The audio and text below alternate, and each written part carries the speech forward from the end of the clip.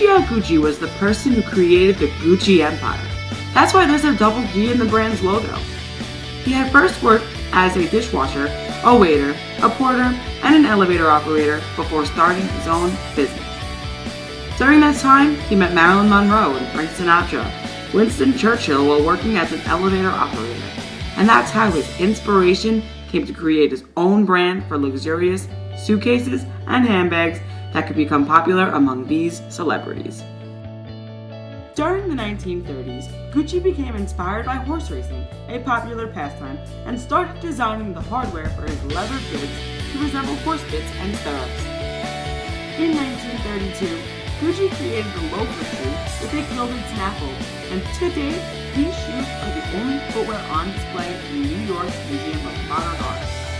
In just 1947, Gucci introduced the brand's first iconic bag, the bamboo bag, a saddlebag featuring bamboo handles, which is still a company mainstay. Gucci and his wife Ida Cavelli had a large family, 6 children in all, though only his sons Aldo, Ugo, Vasco, and Rodolfo would later take roles in leading the company toward popularity and a lot of drama. But ain't nobody got time for that. So after Gucci's death in 1953, Aldo, along with his brothers, took over and helped promote the company internationally as it opened boutiques in London, Paris, and New York. Gucci opened his first store in Manhattan in 1953. This was the first Italian luxury goods store in the United States of America. The Genius Jeans model goes in the Guinness Book of World Records in 1998 for the most expensive pair of jeans in the world. The model was shabby, torn, and covered with African jeans, and was sold for $3,135 in Milan. In the early 90s, Gucci's image was tarnished when copies of its wares began popping up everywhere. So to restore the company's luxury image, the company appointed American designer Tom Ford as artistic director in 1994, a position he kept until 2005. Ford is largely credited with turning the Gucci brand around. Ford completely revamped Gucci's image. I mean, seriously. He replaced the minimalism of the early 1990s with updated, retro looks that just oozed sex appeal. He expanded the company into a host of new ventures, including men's and women's sportswear, evening wear, and even home furnishings. Under Ford's leadership, Gucci acquired the venerable brand Yves Saint Laurent, fueling remarkable growth in the company's sales. Over the course of the decade, Ford served as Gucci's driving force from 1994 to 2004, and the company's annual sales increased from $230 million to $3 billion. Unfortunately, in 2004, Tom Ford left Gucci after French multinational Kering bought Gucci in 2004.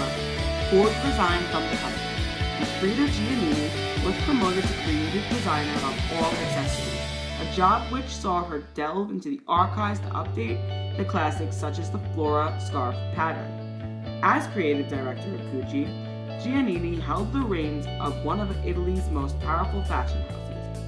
Following in the footsteps of Ford was never going to be easy, but Giannini garnered glowing reviews for her fresh, feminine take on contemporary fashion. In 2006, she took over menswear as well, and thus she became the creative director of the whole entire business. She was also responsible for developing a new retail concept for the Gucci store, and also has creative control over the advertising campaigns, which have featured both James Franco and Claire Davis. Frida Giannini has been instrumental in working on projects regarding Gucci's continued partnership with UNICEF, having collaborated with singer Rihanna on the Tattoo Heart range of bags, which raised funds for children in Africa in July 2008.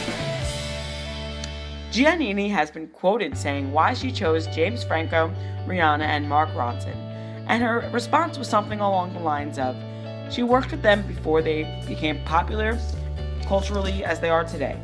She thinks that Gucci has been successful in bridging the past and the present.